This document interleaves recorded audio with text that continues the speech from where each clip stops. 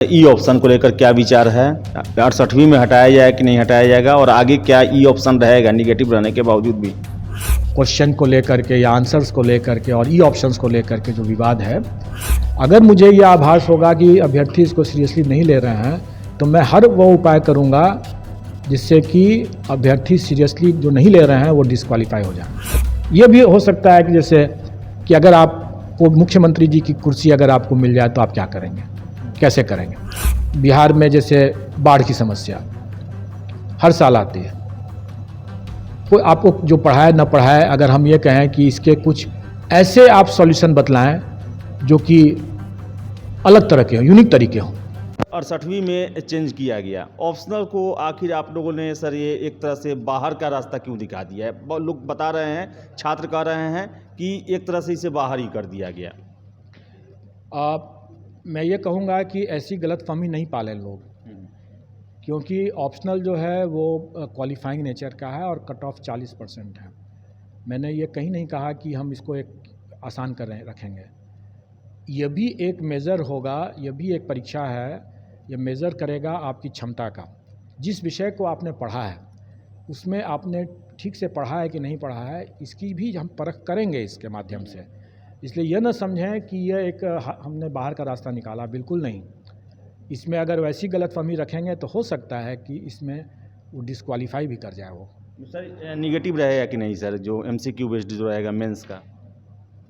मैं चाहूँगा कि कुछ अभ्यर्थी मतलब मेहनत भी करें, इसमें यह नहीं समझें कि यह केक वॉक है और इसलिए ये नेगेटिव होगा या परीक्षा सरल होगा या कठिन होगा, ये मैं अभी नहीं बताऊंगा।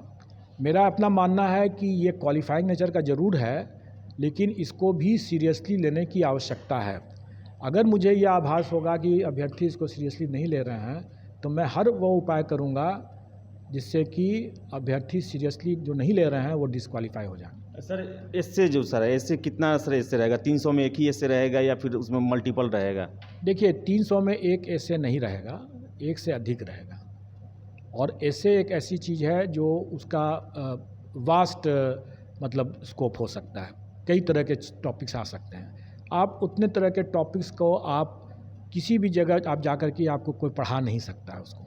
उसके लिए थंब रूल ये होगा, आपके लिए मंत्र होगा कि आप मेहनत करें, जागरूक रहें, अपने आसपास को देखें, अखबार पढ़ें, आसपास को देखें, जो समस्याएं हैं उनके तह तक जाएं और अपनी तार्किक क्षमता से उसका आकलन करें। अगर कोई भी इशू है, अगर हम यहाँ पर देखें कि अगर बिहार में जैसे बाढ़ की समस्या हर साल आती है, कोई आपको जो पढ़ाए न पढ़ाए, अगर हम ये कहें कि इसके कुछ ऐसे आप सॉल्यूशन बतलाएं जो कि अलग तरह के हों, यूनिक तरीके हों, तो वो भी एक क्वेश्चन हो सकता है, निबंध हो सकता है। ये भी हो सकता है कि जैसे कि अगर आपको मुख्यमंत्री जी की कुर्सी अगर आपको मिल जाए तो आप क्या करेंगे, कैसे करेंगे, आप कौन सा ऐसा नया काम करना चाहेंगे, या आपको क्या लगता है कि बिहार के 10 मुख्य समस्याएं क्या हैं प्रमुख, और उनका क्या समाधान, आपके दृष्टिकोण से समाधान क्या हो सकता है। कई ऐसे हैं जो कि ये तो फिर भी एक आसपास की बात है, कुछ आपके फिलॉसफिकल भी हो सकते हैं। जैसे मैं कह सकता हूँ कि आप कर्म किए जा फल की चिंता मत कर। आज आधुनिक या इंटरनेशनल डिप्लोमेसी में या अपने आसपास के पड़ोसी देशों के लिए ये कितना लागू करना है, यह हम आपने क्या तैयारी करें। एक प्रशासनिक पदाधिकारी के रूप में आपको क्या लगता है? कई तरह की बातें हो सकती हैं। मैं तो अपने अभी जो आपने मुझे पूछा तो मैंने इम्प्रॉम्प्टू आपको कुछ बता दिया। निबंध एक से अधिक होंगे, लेकिन जो भी होंगे उसमें आपकी मौलिक क्षमता का आकलन किया जाएगा। कोई आपको पढ़ा नहीं सकता है इसको, कोई आपको रटा नहीं सकता है इसको। इसके लिए आपको कोई विशेष तैयारी भी नहीं करनी होगी। आप सिर्फ जागरूक रहें, समझदार, अपने सोचने की क्षमता को रखें। ऐसा ना हो कि कोई आपको पढ़ा दिया, रटा दिया तो फिर आप अपने सोचने समझने की क्षमता खत्म हो गई आपकी। सर अंतिम प्रश्न है, ई ऑप्शन को लेकर क्या विचार है? 68वीं में हटाया जाए कि नहीं हटाया जाएगा, और आगे क्या ई ऑप्शन रहेगा निगेटिव रहने के बावजूद भी? देखिए, मैंने जैसे बताया कि हम लोग ने जब स्टार्ट किया तो एक वायरल हो गया था, वहाँ से स्टार्ट जैसे किया तो उसकी एक समस्या का समाधान हो गया, अच्छे पारदर्शी तरीके से, अच्छे तरीके से परीक्षा पुनर्परीक्षा हो गई। उसके बाद हम लोगों ने मॉडरेशन की समस्या को दूर कर दिया, जो हम 67th के मेंस में ऑप्शनल में जो क्वेश्चंस को रीअरेंज जो किया है, उससे हमारी मॉडरेशन की समस्या समाप्त हो गई। उसी तरीके से जो स्केलिंग और नॉर्मलाइजेशन की जो समस्या होती थी, वो हम लोगों ने 68 मेंस में ऑप्शनल को क्वालिफाइंग करके उस समस्या को हम लोगों ने समाप्त कर दिया। अब एक और विवाद अभी रह गया है, वो है क्वेश्चन को लेकर के या आंसर्स को लेकर के और ई ऑप्शंस को लेकर के जो विवाद है। हम लोग के आयोग में मतलब ये हम लोग का प्रयास है रहेगा, हमेशा प्रयास रहेगा कि हम इसको भी अप्रासंगिक बना करके इसको भी हम समाप्ति कर दें, इस समस्या का हम स्थायी निराकरण कर दें।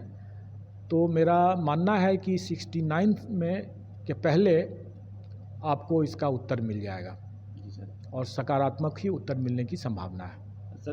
सर मेंस का सर जो इस बार 29 तारीख से हो रहा है सर, उसमें कुछ शेड्यूल में परिवर्तन भी हो सकता है या 29 से ही होगा? एडमिट कार्ड कब तक जारी कर दिया जाएगा? हमारा कैलेंडर तो अभी यही है, 29 से है, लेकिन एक दो बातें ज़रूर आई हैं, जैसे इलेक्शन है 28 को और सेंटर्स को एक कठिनाई हो रही है कि 29 तारीख को मतलब नेक्स्ट डे, मतलब 28 के इलेक्शन के बाद जहाँ पर बूथ रहेगा उसके तुरंत दूसरे ही दिन वो भी थके रहेंगे, उनको इसके लिए भी तैयारी करनी होगी, सेंटर को तैयार करना होगा। तो 29 की परीक्षा को लेकर के एक विचार बन रहा है, मैं उस पर निर्णय जरूर जल्दी ले लूँगा, लेकिन अभ्यर्थी को उससे डेटर नहीं होना चाहिए, क्योंकि मैं किसी भी हालत में मैं परीक्षा को बहुत इधर उधर नहीं करने वाला हूँ।